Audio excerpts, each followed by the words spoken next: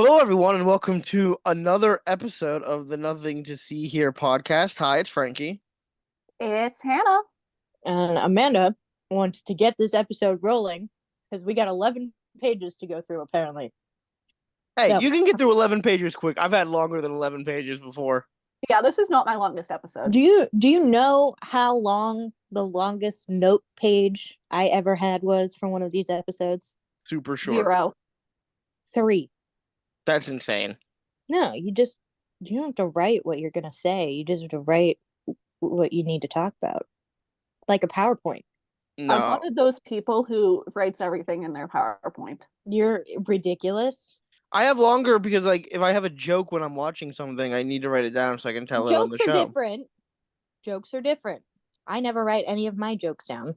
Frankie reminded me I meant to tweet a joke. Hang on. What do you mean tweet a joke? What do you mean tweet a joke? We don't tweet. No one tweets. I We thought X about now. something in the shower and I thought it was really funny and I wanted to tweet it on my personal Twitter. We all X now. That's what it is. Yeah, It's all Xing. I don't it's subscribe to the weird porn app Elon Musk put on my phone, okay? Frankie definitely does. There have been times that I am so upset by this. I spent years cultivating a perfect For You page. He did, and it's a really good For You page. And I'll then admit that. Elon Musk bought the app, and it's nothing but fucking porn bots, and I'm sick of it. You know what else I found out recently about Frankie? No. What did you find out? Frankie has weird taste in jelly beans. Define weird. My top 3 jelly beans, I'll give them to you in reverse order. Number 3, black licorice. Number 2, caramel popcorn, which I just discovered last night. And number 1, buttered popcorn. So you just want popcorn. I like the popcorn flavored ones. It's the great taste of popcorn without getting kernels stuck in your teeth. You know what my favorite jelly bean flavor is? Like a normal person? Berry. Dr. Pepper. That's Dr. Pepper. I'm a blue raspberry gal myself when it comes to jelly beans. The berry blue one. Mm-hmm. Frankie had that yesterday, and he said didn't taste like blue raspberry. It didn't. I always like playing the jelly bean roulette or whatever it's called. Oh, the Bean Boozled. Yeah, and I always try to land on blue because it's either mint or blue raspberry. Toothpaste. Mm-hmm. Just mint. Tastes fine. It's not weird. No. Some people don't like mint. Those people are weird. Yeah. And you know what else is weird? Hannah's episodes. Hannah, what are we talking about tonight? Hold on. I'm gonna go make tea. Keep talking. What the fuck is the blueberry tea that I got. Funnily enough, what I needed to tweet was I don't need therapy. I need to spend the afternoon drinking tea with Uncle Iroh. Oh, I love him. Frankie. He's adorable. I love him. Okay. I want him to be my grandpa. I'll let him know. Anyway, welcome to Haunt or Hoax, a game where I tell Amanda and Frankie the story of a haunted house, and they have to guess if everything I'm telling them actually happened, or if it's all bullshit. I provide them with all the evidence that proves the haunting is real, and all the evidence that says otherwise. Tonight, we'll be talking about the Demon House, aka the Ammons family haunting, aka Zak Bagels' Demon House. Oh, it's this one. Brother? Oh, I'm sorry. No, we're not doing Zak Bagans. What do you mean? Why not? He has such sophisticated ghost hunting techniques, like using an Xbox Kinect. Fuck that man. Okay, so you'll agree with me when I call him Zak Bagels, because I don't make any promises to call him by his real name tonight. I think we can all disrespect Zak Bagels. I want you to disrespect this motherfucker as much as possible. Okay. Well, we're gonna start the disrespect out strong because I did pirate his documentary that I used for tonight's Haunt or Hoax. Yes, my primary source tonight is the Demon House documentary that he filmed, and many, many news articles from around the globe. All my sources are going to be listed at the end of the episode description. 2 notes before I begin. I don't have that many exact dates for this haunting. I've tried to include as many as I could find. I also do not know the names of the children involved in the story. Their names were protected when the story broke back in 2014. And even though the story is now 10 plus years old and they are young adults, I'm going to continue to respect their anonymity. Also, the briefest of content and trigger warnings. The story I am about to tell has mentions of child death and also mentions of animal cruelty and death. I will not be going into detail. I will just be saying, hey, this happened. Dope. Child So, death. yeah, please be aware these topics are going to be very so briefly mentioned today. So let's crack in. Our story, it takes place in Gary, Indiana, between November 2011 and May 2012. In 2014, the story becomes international news. Fun fact, it has nearly 1,000 pages of official records, meaning police reports, Child Protective Services case reports, and interviews with psychologists. I don't know if that's necessarily fun, Hannah. 1,000 pages of official records is fun. I don't A know what fact. you mean. Hannah, you've given us all fact. I given you a fact. I find that to be fun. I don't, as somebody who works with CPS and people like that, that's definitely not fun. That's paperwork, man. As the person who did research for tonight's episode, I find that fact to be fun. Fair enough. I didn't have access to those documents, but knowing there are that many official documents makes me happy. Tonight's story follows Latoya Ammons, her mother Rosa Campbell, and Latoya's 3 children. They live in a rental home in Gary, Indiana. Let me try that again where it doesn't sound like I'm stuffed up. No, I like it. Keep it. I don't like it. I don't want to keep it. Too bad. We're keeping it. They live in a rental home that will become known as the Demon House.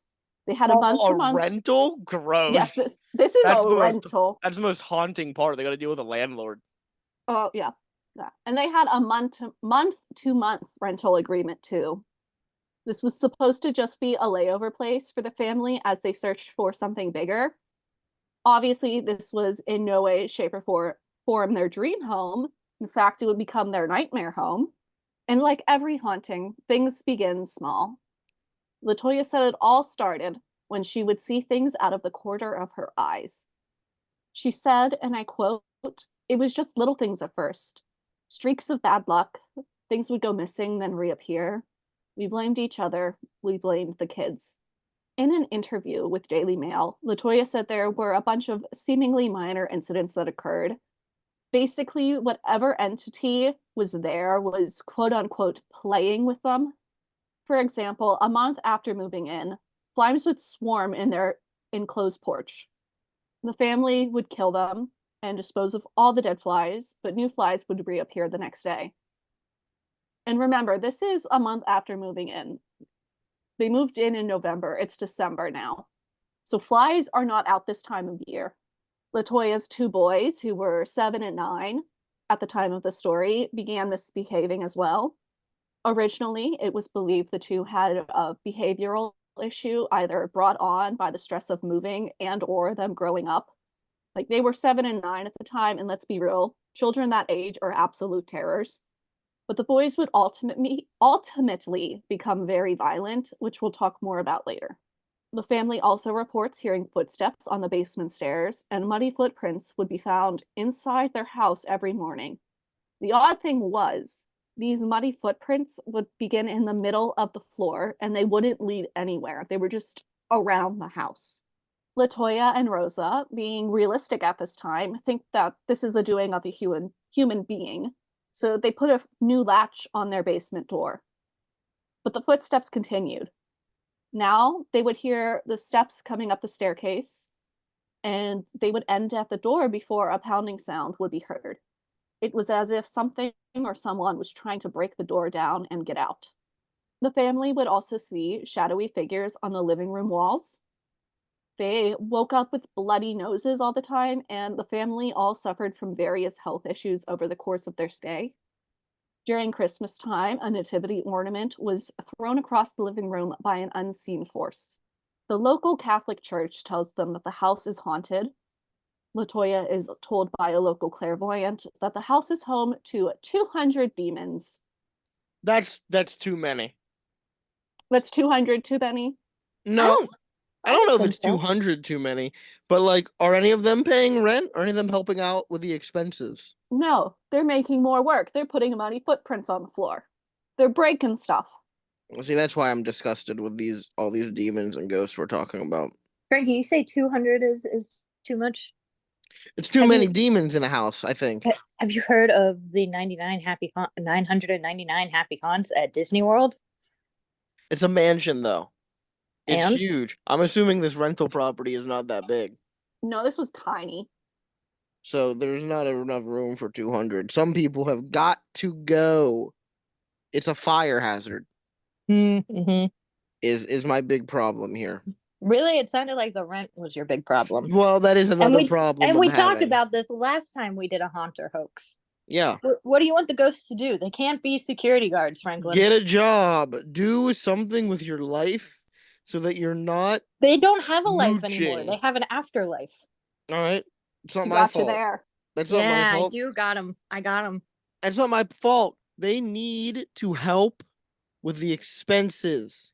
What if they're just like little pets? Do you expect Secret? You love Secret. Do you expect Secret to work and get a job? Secret provides a Mm-hmm.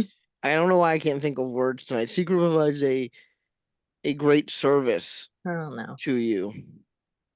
How so? Well, if you're upset, he can help calm you down. He's a nice little pet like that. Mm-hmm. He relieves some stress, right? He does until he gives me a concussion with his headbutt. Yeah, but that's not causing you stress. That's just causing you physical harm. That's different. You got it last night. I know. Aren't I happy about that? You were, because we were playing the Game of Life 1998. So I'm happy I got the concussion. Only because you said we were playing something bad, which I disagree with. It was bad though. You're So incorrect. But I just think these ghosts should contribute. They don't even have to contribute for rent. They just got to contribute something. They are. They're making it spooky. That's not contributing anything. If somebody came to my house and summertime. decorated my house to make it spooky, But they're not Yeah. decorating it. They're just throwing things around and leaving muddy footprints. hey, you know what? That's kind of what if that's decorating in their mind? That's Okay, don't. anti-decorating. That's a Spooky cultural season, issue, though. Franklin. This story takes place right now. We're at Christmas time. It's not spooky season anymore. I don't want to see muddy footprints around my floor. Snowy footprints, on the other hand. Maybe. We got a different story here. It's also not the summer, and lots of times in hauntings, you're like, you go into the room and it drops 30 degrees. It's not summertime. I don't want it to be cold. I want it to be warm. I want it to be cold. I just think 200 demons is too many in a rental property. What if it was a bigger rental property? What if it was like my rental property size? 200 That's is still still too many. Mine's a pretty big rental. Yeah, not 200 big. It's not 200 big. What about my previous rental with the 9/11 room? They could all hang out in there. That's still not 200 big, but I would up the number. I would have a few more. I think a few more could get into there. The 9/11 room always gets me. I'm sorry. Yeah, well, what for those of you who don't know, Which is most people. I used to live in a house that had a nice mirror mural of the Twin Towers downstairs in one of the rooms in my basement. I was told when we moved in that we were not allowed to remove it. So, just because it's really sad to look at all the time and not the greatest memory, and also that room wasn't the greatest either, we dubbed it the 9/11 room, and we really never went in there. We stored stuff in there, but we didn't go in. Wasn't that also where the water leak was? Yeah, that's where the water leak was and all the mold and stuff. So, but so it's a good thing that the 9/11 mural creeped us out. Otherwise, I would have been, dying of black mold. So You may have had a supernatural experience. no, I just think my landlord's a piece of shit or was a piece of shit. Back to Haunt or Hoax now. At some point during their stay, both Latoya and her eldest daughter reported hearing voices in their heads. These voices were trying to drive them crazy. Latoya's daughter also reported seeing a full figure manifest in her room one night. She described it as a scary, ugly black monster. You want to insult it? Why No need to call it ugly. Why are you getting offended on behalf of this person? Monster. Why are we just calling him ugly for no reason? He has feelings too. Do you want to unpack some things, Frankie? I'd like to. I think that this poor figure has now Now he's sad, and he's gonna lash out. And how is he gonna lash out? Terror. Put a pin in that, Frankie. You've nailed something apparently. Yeah. Soon, things in the house escalated. Oh my goodness. Oh, no, I love it. Keep going. 3, 2, 1. That's not fair. Well, Well, now it's staying in because that was funny.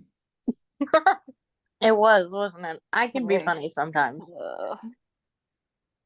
They were escalating. How were they escalating? Soon things escalate. The youngest child begins talking to people who aren't there.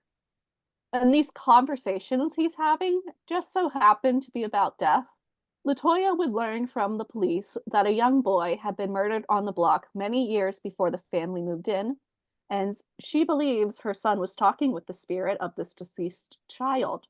The spirit, known to them as Trey, would say he did quote unquote bad things, and he was telling Latoya's son to do similar things. This obviously worries Latoya and Rosa enough to seek medical help. The family doctor they went to wrote this off as nothing more than delusions. I'm sorry. How about let's not do that?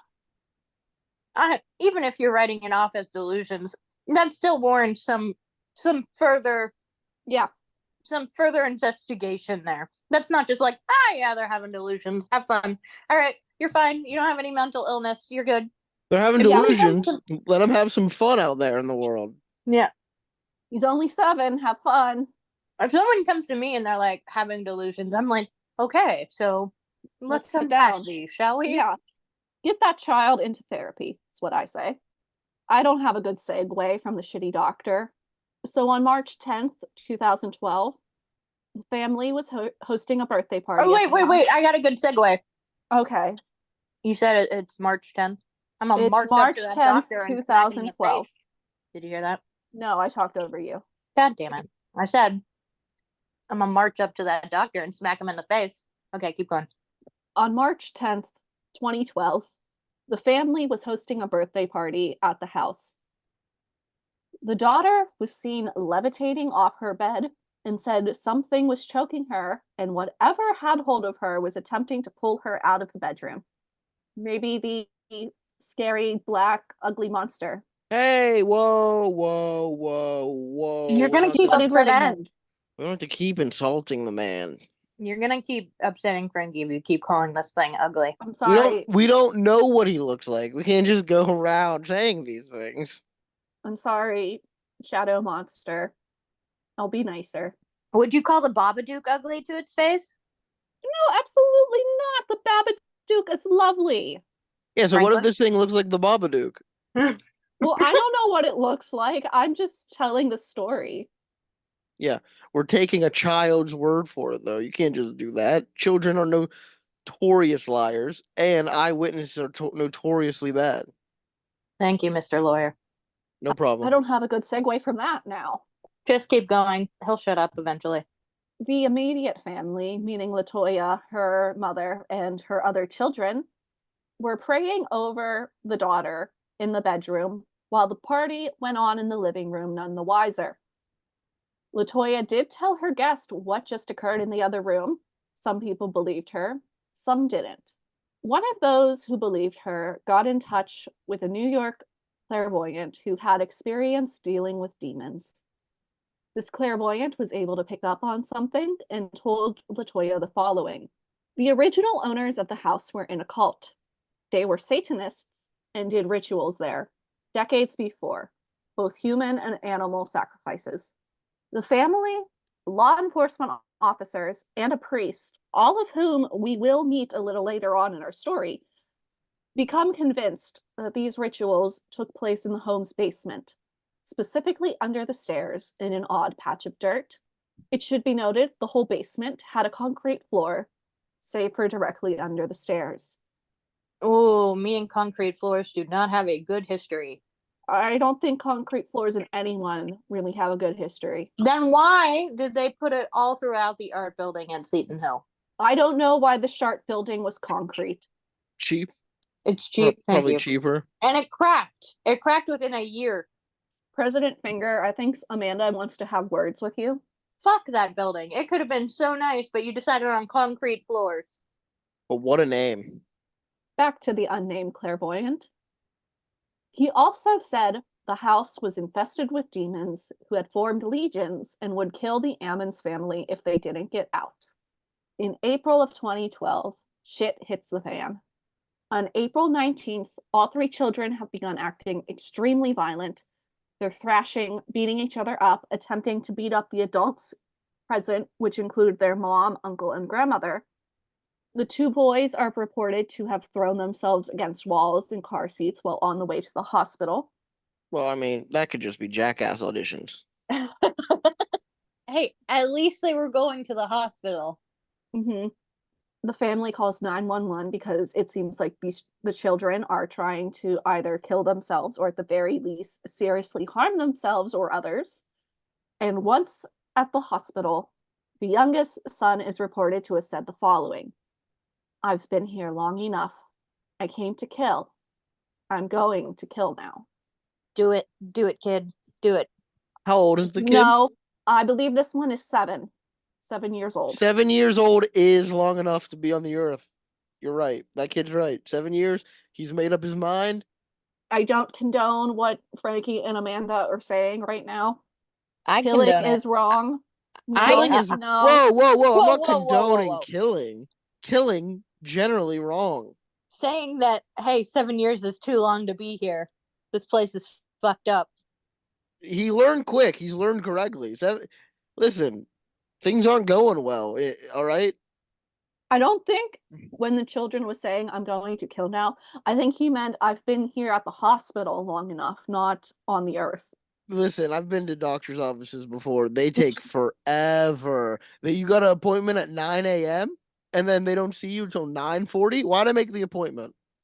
Fair. That is a pet peeve of mine. Man, you're starting to sound like a stand-up comic, Franklin. Well, listen, if any stand-up comic makes that point, I agree with them because I've made an appointment. I said I was forced to make an appointment to be here. I had to fill out paperwork prior to coming to the appointment so I could be seen on time, and then you don't see me on time. Doctors are busy. So am I. So are people who make doctor's appointments. They're busy too.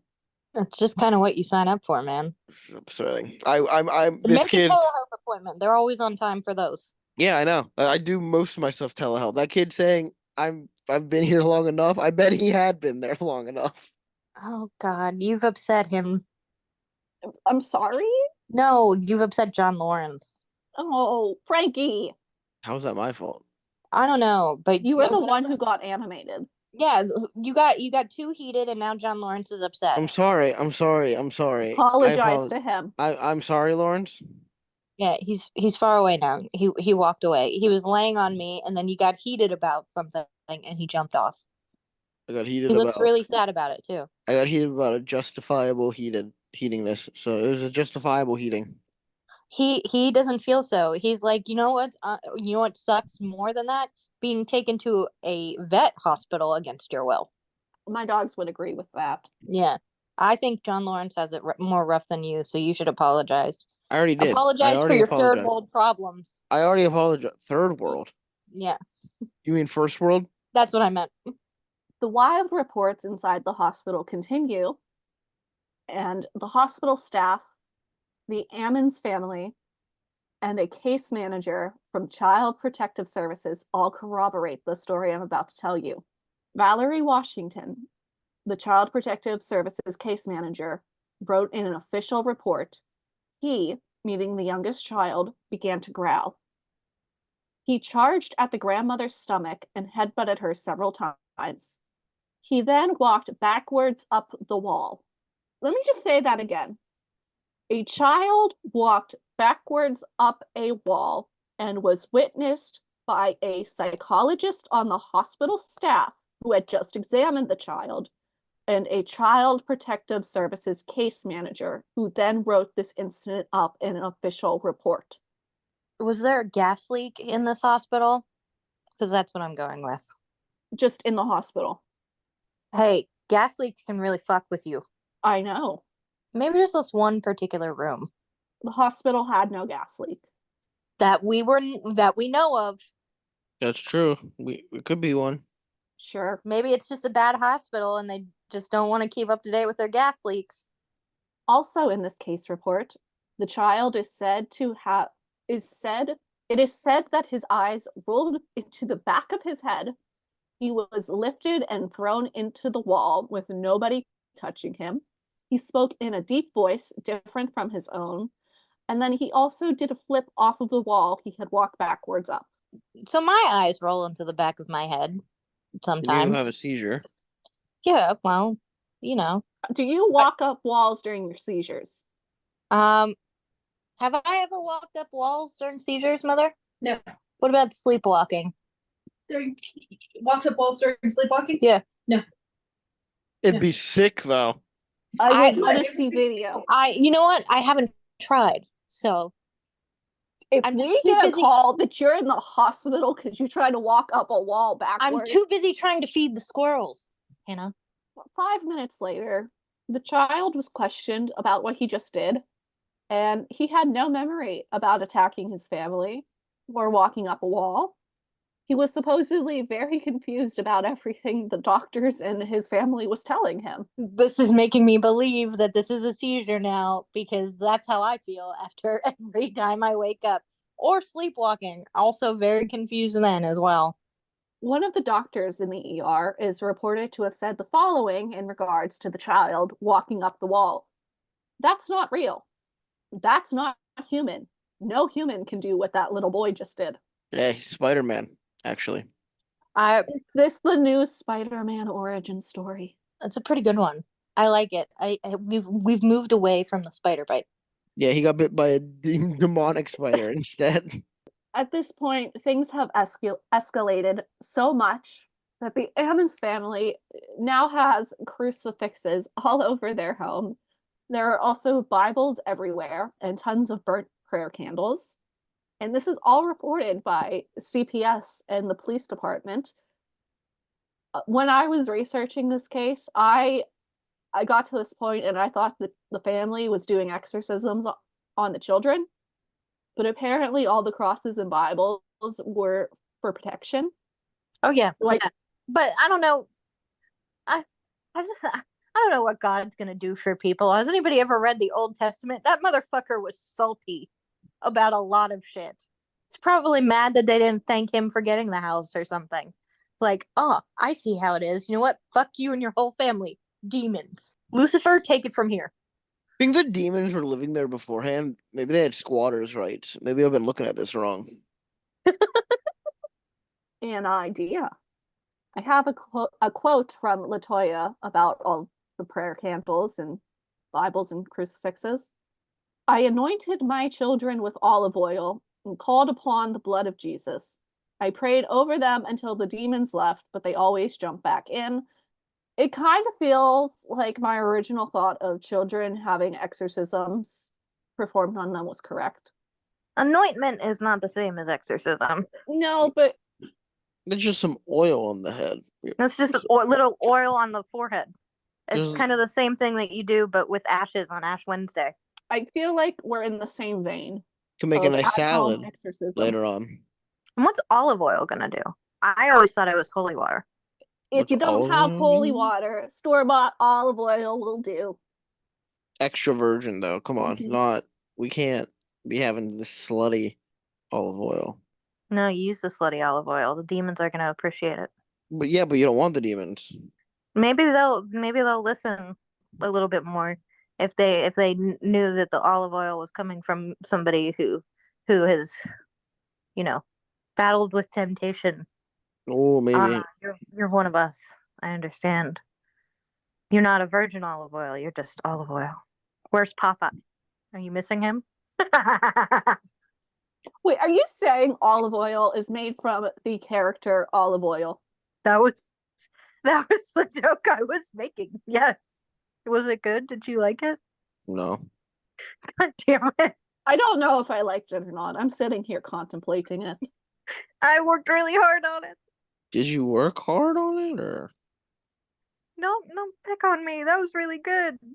That came from the heart.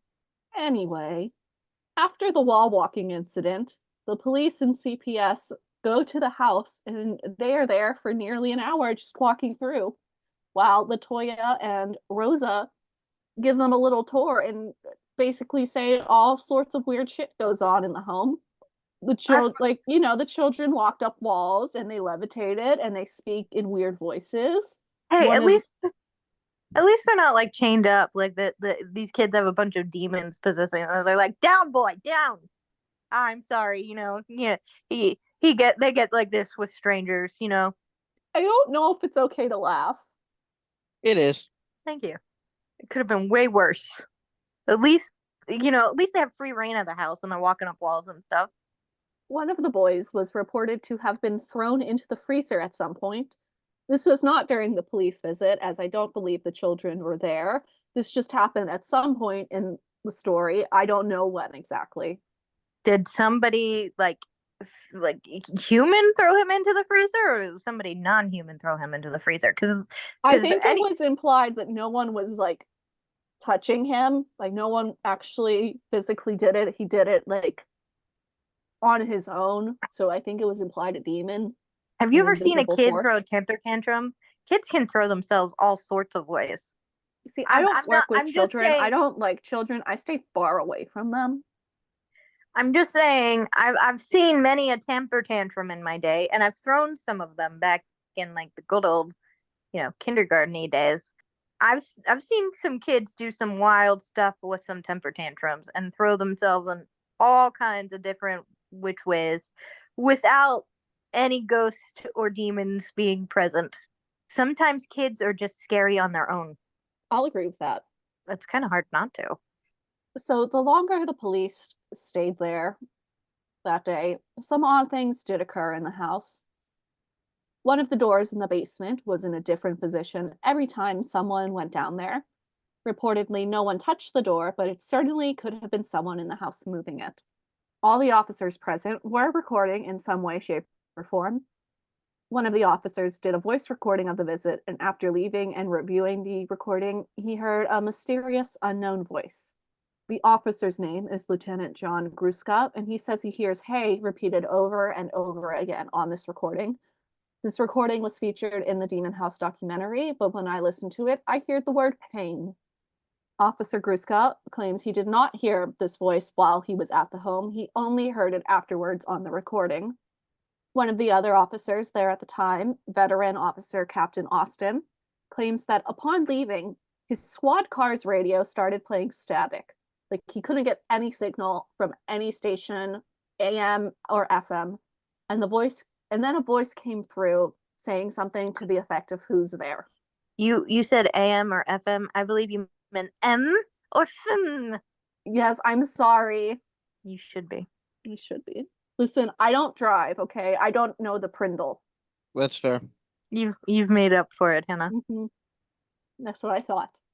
During his interview in the Demon House documentary, Captain Austin ends his story by claiming that whatever demonic entity that's in or was in the house was entering from under the basement stairs. He also says that the house seemingly affects women and children physically, and put a pin in the stairs because we'll come back to them once again. Under the house. The basement stairs. The basement stairs. Mm-hmm. The people are coming in from under the house? The demons came up from the dirt patch under the basement stairs. Ah. April 23rd, 2012 is, I believe, the final night the Ammons family spends in the home. There were violent attacks on everyone. The children were being thrown around the house. A demon was attempting to possess the children, and when the family would pray over them, the demon would then jump to another one of the children, and the cycle would begin again. Then just let one of them get possessed, all right? Just leave that child. Yeah, just let one of them get possessed and take the rest. How many kids do they have? There's 3. There's 3. I don't condone child abandonment. I'm just saying that. We're not abandoning the child. We're just... Oh, I'm sorry. I don't condone leaving a child with a demon. We don't know if there's actually a demon, and we don't know if this demon's a bad demon or a good demon. So we can't judge a demon by the name Okay, interview demon. the demon like you would interview a nanny. Yeah, it's fine. In our D&D campaign, my son has been possessed by a demon for basically the whole time. And he's very nice and very evil. So Yeah, and he's fine. He's fine. Does he have all his limbs? yeah. Yeah, Nugget's doing just fine. Good for Nugget. Soon the family had enough. Leaving with only a few changes of clothing, they all ran outside. The middle child was picked up on the porch by an invisible force and was then thrown off the porch. The youngest child reports he saw an old woman with red eyes, who he had seen before. This evening, the woman was holding a bow and arrow and was aiming to shoot him. Latoya says she never saw this old woman, only the children saw her. Interesting. Just one thing I just want to clarify real quick. Mm-hmm. If I am living in a haunted house, there is no way in hell I am leaving the house without all of my things, especially my K-pop collection. So I think these people are a bunch of wusses. Go get your shit. I would fuck with the demons.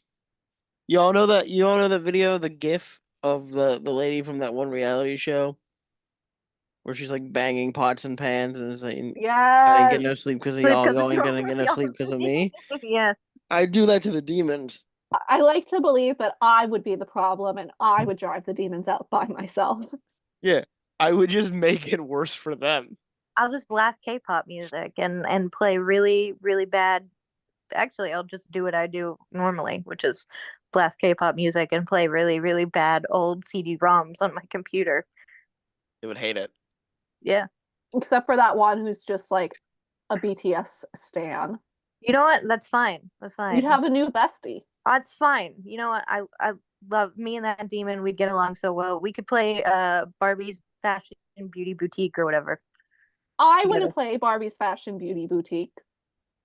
Oh, well, you can come over and do it with us. Me and this demon that totally Okay. exists at my house. Can we also do face masks? Of course. The Frankie, demon, would you like to join us? No, can't I'm a say little no. busy actually. I can No. say no. You can't. I just did. I just said no. Mom, Frankie's being mean. He doesn't want to hang out with our new demon bestie. He doesn't want to hang out with me and Hannah anymore. That's not what I said. He doesn't want to hang out with me and Hannah while we play Barbie Fashion Beauty Boutique and do face masks. Frankie got insecure about his masculinity that he wouldn't do that with you guys? I guess so. He doesn't want to hang out with our new demon bestie. It's not a 3-player game. It's not a 2-player game either. Yeah, so Frankie, I'm very disappointed in you. I thought you were open-minded and willing to do anything for your friends. I Shame am on you. open-minded. I just don't want to hang out with a demon. What happened to not judging the demon by their cover? Yeah, what the fuck, Frankie? I'm not judging him. I'm not judging You're a him. hypocrite. I'm not judging him. I just don't want to hang out with him. There's a difference. I feel like that's judging. Because you don't know this demon. I'm very disappointed in you, Franklin. Okay. Latoya's children are removed from her care for a few months, though it doesn't seem like the family is in the clear just yet. Reportedly, all 3 children acted up a few weeks after being taken from their mother's care before returning to normal, though you can obviously make the argument that the children have just been taken away from their mother. And I will make the argument. Yeah. I will also make that Yeah, argument. I'm also making that argument. If It's at this- anything, they should be acting up more, probably. It's at this point, Reverend Maginot from the local Catholic Church is contacted and told the story. He is given permission to perform a minor rite on Latoya Ammons as well as the children. In short, a minor rite is when a priest, or in this case the reverend, pray over a person believed to be possessed in order to break the influence of evil and sin in a person's life. It's basically a diet exorcism. During the rite, Father Maginot noticed Latoya had an aversion to religious objects. He found this out by touching her head with a crucifix, and she would convulse until it was taken away. He does this 3 times, and every time is the same. Father Maginot also reported that the demon had no reaction to praising God in Latin, but when you started condemning the demon, condemning the evil spirit, all of a sudden there were reactions to that. Also, this minor rite is taking place inside the Ammons family home, and 3 police officers are present, and they're digging in the dirt under the basement stairs. Listen, they find what I would call a crime scene. I read the list of what was found under the stairs, and I got really concerned. They found a press-on nail, children's socks, women's underwear, a heavy metal bar, and a comb. I do not like the combination of all those items. They didn't find any blood or any bones, but I don't like the combination of those items being buried in the dirt under the stairs of a basement. No, Oh, go ahead. maybe, maybe the trash didn't come and they were just like, we need to get rid of this now. Maybe somebody pooped on it. I don't know. Peed? I don't know. It's weird. I'll give you that, Hannah. Thank you. That's all I wanted. Now back upstairs, the minor rite is still happening, and in one of the bedrooms, the blinds are dripping oil. Not the top of the blinds have oil on them and they're dripping and running all the way down. No, the blinds start dripping oil from the dead center. One of the officers present thinks that Rosa Campbell was responsible.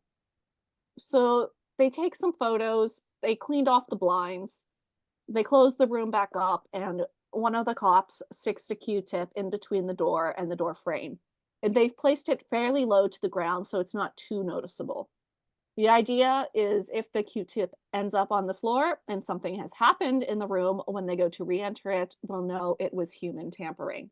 40 minutes later, the group re-enters the room. Q-tip is in the exact same spot they left it, and the blinds are once again dripping oil. No source is ever discovered. No one has any explanation to the cause, and no one can debunk or even begin to theorize about the blinds dripping oil. You can just put the Q-tip back. Jesus Christ. The CPS worker who was present at the time touched the oil. She then started to complain of pain in her hand where the substance was, and half her hand turned white. Soon after the minor rite takes place, Father Maginot writes to the Vatican, asking for a full-blown exorcism on Latoya Ammons. Permission is granted. It takes 3 exorcisms over the course of 2 months before Latoya is freed. Prior to the second exorcism, Father Maginot was riding his bicycle around the town one day. He says that everyone that passed him was looking at him oddly. Not gonna lie, it's probably because people heard he was performing exorcisms. It's Or probably the fact because that it's a priest riding a bicycle. that's a little weird. I would look at it weirdly too. As he's on his bike ride, he suddenly gets thrown off. He's unharmed, but his bike seat is fucked up. It's now tilted at a 45-degree angle. He claims that this was caused by the demon he was fighting. I will say he could have just had an accident. He could have just hit a rock the wrong way, flew off. His bike got messed up. There aren't many details about this bike ride, so I don't know. I'm more inclined to believe he had an accident on his own. After all the exorcisms were done and Latoya found a new place to live, she got her children back and they never returned to the home. As reported on the BBC, new tenants moved into the home and the landlord received no new reports of paranormal or demonic activity. In 2014, after the news of the house goes viral, everyone's favorite paranormal researcher, Zak Bagels, buys the house sight unseen pretty much instantly. He pays 35 grand for the house, and he also begins working on his Demon House documentary. The first time he enters the home, he receives a text from psychic medium Chris Fleming with a warning about a 12-foot-tall demon guarding the house. Fleming said he saw the house and the demon in a vision that he had, and this demon is incredibly powerful, incredibly dangerous. In the documentary, a screenshot of this message is shown, and to quote it, "The demon is an 8 out of 10 on the demonic scale, below Satan himself when it comes to possession." Bagans also claims in this documentary that prior to the news about this house even breaking, he had a dream where he saw a demon, and he thinks this was the demon Chris Fleming warned him about. As Bagans is researching for this documentary, he learns from the home's previous owner that multiple police officers who had been called to the house saw some shit, left the home, quit their jobs, and moved far away from the area. He also meets a woman who lived there in the 90s. Her name is Mika, and while she didn't have any overt paranormal experiences, she does say the following. I had dreams in the house where someone I knew would die soon. Then my brother, who used to live in the basement, was shot and killed. No one I knew would listen to me, and then it happened. I, in good conscience, can't say that's 100% paranormal or a coincidence or a premonition or what have you. I don't really know what to make of that. I include this detail as it is odd, and I will let our audience decide what to think of it. So over the course of the documentary, Bagels picks up various pieces of evidence to support the home's haunted claims. At one point, he shares an electronic voice phenomenon, aka an EVP, that came over a lavalier microphone. The voice that was captured seems to be saying, "Run, Latoya." Later on, there's a scene where someone hears a dog growl in the basement. There are no dogs in the house, and Rosa Campbell also reported hearing dogs barking and growling when the Ammons family lived there. There are multiple moments throughout the course of the documentary where Bagels becomes aggressive for no apparent reason. It's heavily implied that he was being affected by the house in some way. There's also some visual evidence that he captured that was shown in the documentary. For seven frames, Bagans captured a black shadow moving out of the bathroom. I did not see this figure until the footage was shown frame by frame. And to me, it looks like it could have been someone or something's shadow. Though, to Bagans' credit, he did take this footage to a man by the name of Ed Wybe, who worked as a video engineer at NASA for over 30 years. And this man said the figure was not a shadow or the cameraman's hand caught in frame. Ed Wybe actually goes on to say he believes the shadowy figure, based on what he saw on the security camera footage, entered the cameraman. The said cameraman then begins acting very strange. It kind of looks like he's having a drug trip.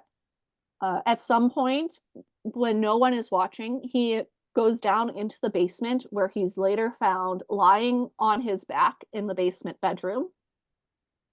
And he would begin having some insane personality changes and medical issues. This is a major point of the documentary. Adam, that's the name of the cameraman, began his job as any other. He was his normal self. He's just basically some guy. Like, I don't know how else to describe him. He was some guy. But after the shadow figure incident, he would go back to the hotel the crew was staying at, and he would begin vomiting up blood. He would also begin screaming Zak Bagels' name. And hotel security was called on him as he went around screaming and taunting the spirit that supposedly inhabited him. Amanda, he calls this entity a little shit and a bitch, at least a dozen times. Oh, Jesus. As for his demeanor, it becomes very aggressive. He was shown walking around the hotel with this like come at me bro attitude, if you know what I mean. So Zak Bagels and the rest of the crew finally get Adam into a hotel room and calm him down. Adam then says he saw the face of a demon, and this demon does not want Adam. It wants Bagels. And yes, Bagans then claims that Adam saw the same demon that he did, even though there's no evidence to support that. Adam would ultimately be fired from this gig as he became aggressive towards other members of the crew and told Zak Bagels to kill himself. As rumor has it, yeah, no, that's not cool. Don't do that. As rumor has it, you could though, and I'd be okay with this. You could call Zak a little bitch. That is true. That's you encouraged. That's encouraged, actually. As rumor has it, Adam, upon leaving the documentary, became a Satanist. We have now reached the climax of the documentary. Zak Bagels is locking himself in the demon house, and he's going to spend the night there alone. He has the house boarded up. Plywood has been used to cover all the windows and the doors, and he won't be let out till morning. So what happens during his investigation? For at least 4 hours between 8 p.m. and midnight, absolutely nothing happens. A female voice is heard at some point after midnight, but it could have been from outside. This was not a nice house. I suspect the walls were thin. Plus, all the windows were boarded up, so it's not like he could just walk over to a window to check if anyone was outside. Can't say one way or the other on the validity of this voice. Another 5 hours pass before anything happens. Around 5 in the morning, there's a creaky groan. Our fearless host, Zak Bagels, is freaking out, telling whatever he's hearing to stay away, and he begins throwing objects out the door of one of the bedrooms. Text appears on screen and says, "After I witness what appears to be a dark mass that comes out of the wall, excruciating pain begins emanating from the back of my eyes." The following day, he begins. Whoa, no. He's a grown ass man. Don't throw shit. Oh no, he throws a lot of shit out the door. He loves to throw shit. Mm-hmm. The following day, Bagans begins having double vision, and he's developed diplopia. Multiple doctors say they have no idea what has caused the issue, and Bagans now has a permanent eye issue. On January 19th, 2016, Zak Bagels has the house torn down to prevent anyone else from being harmed. But he kept the basement stairs and the basement dirt, which is now located in his haunted museum in Vegas. Yeah, baby. Make that money. Sell out, Zachary. Let's do it. Oh, and By even the way, though you also have to pay extra whenever you go to his museum just to see that stuff. just to see the dirt, oh my god. That's some expensive dirt. All right. His So he's museum gonna. is insanely expensive. It costs like $100 to get in, and you have to like sign your life away saying if you die here, it's not his fault. Unless he stabs you, then it is his fault. No, I think somewhere in the massive contract it does say if someone stabs you here, it's still not his fault. No, I'm saying if he stabs you. Even then, it's still not his fault. No, because you cannot consent to murder. Did you know that? No, because she's not a lawyer, Franklin. All right. Well, I mean, you can't consent to murder, so like I'm pretty sure he can't stab you and I'm kill sure he you. found some loophole. He found it's actually the spirit realm, so there's the U.S. law doesn't apply. But even though he had the house demolished, Gary, Indiana police have reported people going to the empty lot and performing satanic rituals on it. And that ends the haunt portion of today's Haunt or Hoax. We now go to hoax. Oh, did you give us evidence of a haunt or? Yeah, basically everything I told you that the Ammons Everything family that we reported in the debunked. documentary. Everything that we like just made fun of for a bit. Okay. Yeah. Up first in the hoax portion of this episode is carbon monoxide and mold. As we've discussed, this was a rental property, and it was an older house. So, the furnace and the hot water heater were likely older and could have easily been leaking carbon monoxide or some noxious fume. There is no record of if there was ever any carbon monoxide leak, so it's anyone's guess at this point. I also have no idea if there was a carbon monoxide detector in this house, but my guess is there was not. Carbon monoxide poisoning is known to include symptoms such as nausea and vomiting, loss of muscle control, movement problems, and personality changes, just to name a few things. The Ammons family suffered from a plethora of medical issues while at the house, and carbon monoxide poisoning could certainly be the answer. Mold is another major possibility. Black mold and asbestos were found in the home when Zak Bagels had it inspected. While it's reported that the toxins were only in the attic and weren't all floating in the air downstairs, I still think they can cause harm to those living in the house. And once again, we can't forget about mass hysteria. Mass hysteria could certainly be a theory. By definition, mass hysteria refers to an outbreak of unusual and uncharacteristic behaviors, thoughts, and feelings, or health symptoms shared among a group of people. As I just told everyone, there were certainly environmental factors that could have caused a mass hysteria within the family, adding the stress of moving while also actively looking for a bigger place to live and dealing with medical issues you don't have any answers to. It's surely a recipe for disaster. Every member of the family could have been feeding into each other's stress and, for lack of a better term, delusions caused by mold, asbestos, and or carbon monoxide. Then, of course, there's the idea that the family faked the haunting for money. With every haunted house story, there is the question of, did the family fake everything for money and 15 minutes of fame? Did they make any money from this? That is a wonderful question. Like I said, this was a rental house. So the Ammons family would have received no money from the sale of the home. The money that Zak Bagels spent went to the home's owner, the Ammons family's landlord. Technically, the Ammons family can only get money for their story. And speaking of their story, around 2014, after the story broke and Zak Bagels began filming his documentary, their story was being thrown around in Hollywood to make a horror film. But as far as I know, there is no movie in development about the Ammons family haunting, nor has one ever come out due to Bagans' documentary technically having the rights to the story. I do not know if the Ammons family received money from Bagans for the rights to their story, but given the fact that Bagans did stop Hollywood producers from making a film directly based on this story, I'm going to say some money was exchanged between him and the Ammons family, though I do not know that for certain, nor could I even begin to guess how much. I would suspect the landlord of faking this stuff for money. You suspect the landlord.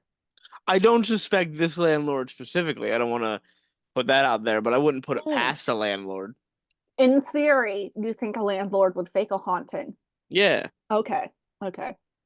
Up next, we have the theory that Zak Bagels invented his parts of the story. Zak Bagels is first and foremost a businessman. He saw an opportunity to make money and he took it. I want to make this loud and clear. What I am about to say next is alleged. This is all alleged. Please do not sue me. I am saying the word alleged. This is a rumor that is alleged. And I am repeating it. I am not saying this is 100% correct. I am not saying this is correct at all. Anna this is really all doesn't want to get alleged. sued. I'd like to not get sued either, so I appreciate this. Allegedly, Zak Bagels has faked paranormal evidence in the past. No. It has been alleged that Ghost Adventures has added the stick figures you see on SLS Connect camera footage. Xbox Connect, yeah, I know. For those of you who do not know what an SLS camera is, it's a camera that will track skeletal movement. Basically, if you film a person, that person will be displayed on the camera, the video, as a stick figure. And the camera, because it uses infrared or UV or whatever, it can see ghosts and it will track the ghosts as stick figures as well. I've also read a rumor that strings have been used to open and close doors in episodes of Ghost Adventures. That is a rumor, that is alleged. I have no proof of any of that. I'm not saying Zak Bagels fakes paranormal evidence. I am just sharing rumors, and this is all alleged. All I am saying is Zak Bagels is a businessman, and the crazier his show is, the more ratings it gets, and the longer it stays on air. And he'll get more money for his high-rated show and any spin-offs, or his haunted museum, any books he writes and publishes. He's out here making bank. That's all I'm saying. I am also saying that Zak Bagels likes to make mountains out of molehills. That happens a lot in the Demon House documentary. He will include details in the documentary, and he jumps through many hoops to make it seem like tragic events happened because of the house. Literally, in this documentary, he says, and I quote, 2 days after interviewing Captain Addams, he was in the hospital. It then goes on to say, 2 days after the interview, Captain Addams was picking up food and slipped on ice in a parking lot and cracked his head. The demons got him. Damn. That has nothing to do with the house. He just slipped on demons- ice. The demons got him. Can't believe it. They would go that far to It's attack a also- man while he's getting food. It's also noted that Captain Addams was shot during a call, a call regarding a home invasion. It still has nothing to do with the haunted house. What do you That's mean? a hazard of being cop. What do you mean? The demons invaded that home. Do you know that? Do you know that for certain? Do you not know that? Like, do you have evidence that they didn't invade the home? Yeah, they came and they told me they didn't do it. Damn. Then I got nothing. Okay. I'm the demon's lawyer, Frankie. Oh no. Finally, I want to bring up Adam the cameraman again. I was doing some sleuthing into what became of Adam after Demon House. And Adam is likely an actor. I'm not going to lie, my source for this is Reddit, but Adam apparently is a horror actor, kind of known for playing disturbing roles in indie horror films. You can go to the Demon House's IMDb page and click on a link that then takes you to Adam's IMDb page, where he has a bunch of acting credits listed. Is he any good or? I don't know. I've never watched any of the films he's been in other than Demon House. Well, was he good in Demon House? No. You don't know I that? have no thoughts on his performance, really. She hesitated. Yeah, I don't believe you. No. Okay. Well, that brings us to the end of today's story. Amanda, Frankie, is this story haunt or hoax? Hoax. It's a hoax. Zak Bagans isn't it? It's a hoax. I gotta be honest here. It's a hoax. I agree. Personally, I believe the story to be a hoax. I think the Ammons family suffered from carbon monoxide poisoning or mold or some combination of environmental factors. I don't think this was a malicious hoax on their part. I think they were being poisoned and didn't realize that was what was happening. Yeah, hoax seems strong. It's not a hoax. It's just, not real. Mm-hmm. I think they just had a shitty rental property for a few months. A really shitty one, though, Mm-hmm. It made them see things. Mm-hmm. That's The not what you only want. thing I cannot explain is the child walking up a wall. And I already explained that, so. That's right. He's a demonic Spider-Man. Yeah. Coming 2026. Marvel's already on it. They're Yeah. already making that movie. I love Zak Bagans' haunted museum, by the way. I just want to point that out. Have you been there? No, I haven't, but I love everything about it. You love the 100-page contract you have to sign? Yeah, I think Waiver? I think it's so funny. Everything about that hospital. They did a documentary series about that hospital or museum. Oh yeah, during COVID. Yeah, and it was basically just like, hey, here's the Here are marquee exhibits. yeah, here are our marquee exhibits and like what they like the story behind them. That was fine. But like one of them is a haunted doll that if you look at it, it'll kill you. I know who And- you're referring to, yes. Yes. And I don't remember the name of the doll, that's why I didn't say it. But like I will not say the name of the doll. the thing of the doll If is you that know, you know. is that it'll kill you if you look at it. My favorite thing Is it about Robert? this. Is it Edward? It's not Robert. Robert is in Florida. It's not will- Annabelle. My favorite thing about He tried to buy the Annabelle doll. the Warrens will never get rid of the Annabelle doll. But my favorite thing about the doll that's in the museum is like he literally says in the episode about it, if you look at this doll, it will kill you. Even looking at photographs of this doll will kill you.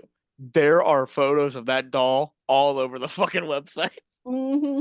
And then they continuously show it throughout the episode. of the They documentary. film it throughout that episode so many times. I was dying. It's so funny to me. I love that museum. Everything about it. I will never go. It costs way too much money. Oh yeah, I'll never go, but I think it's hilarious. And I respect the hustle. Oh, I 100% respect the hustle. All right. Is there anything else then, Hannah? No. I hope you all enjoyed today's Haunt or Hoax. Let us know in the comments on YouTube if you think this was a real haunting or not. Let us know if you've been to Zak Bagans' Haunted Museum. If you have a copy of that waiver, I want to read it so bad. I just want to know if you've been there and if you've like hung out with this killer doll. Well, actually, if they did, they can't tell us they're dead now. So that's sad.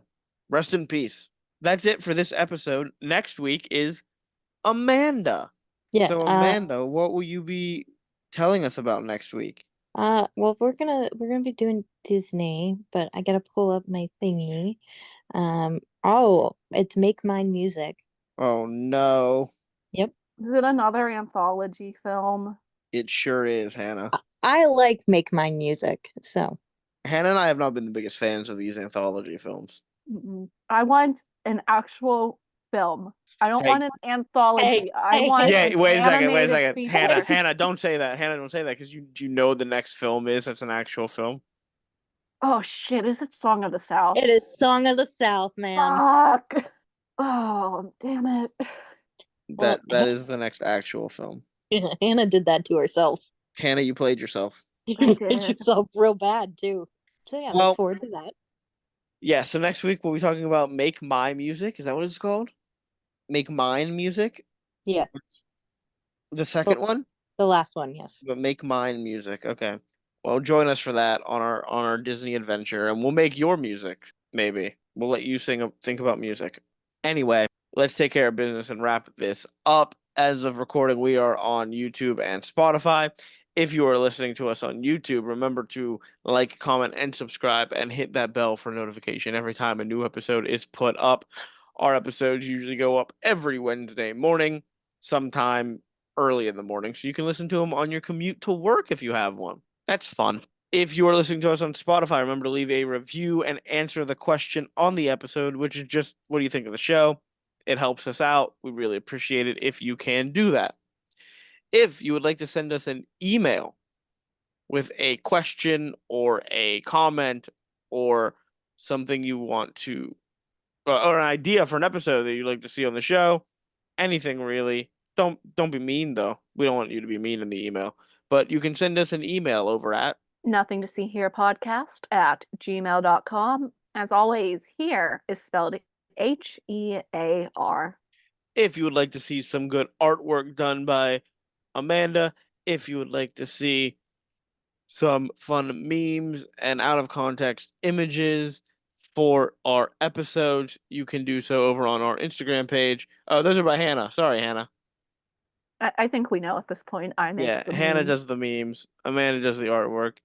If you want to see all of that and more, you can do so over on our Instagram page, which is Nothing to see here pod. next piece of business. Remember to share this with people and tell them about the show where we talk about Disney movies and we talk about all kinds of other things like wrestling and haunting and hoaxes and cool people of history and freaks of history. Tell people about the show. Tell people you don't like. Tell people you do like. Tell everyone. Tell your pets. Tell the birds that fly in the trees. I was almost attacked by a bird today. Did you tell them about the show or? No, I was getting out of the car and the bird zoomed right at me. So prime advertising. Just you blew it. I did. I'm sorry. Okay. Well, remember to share the show with people, and I think that's it. So next week we'll continue our little Disney journey. I hope you are ready for that. Good night and goodbye. Bye. Bye.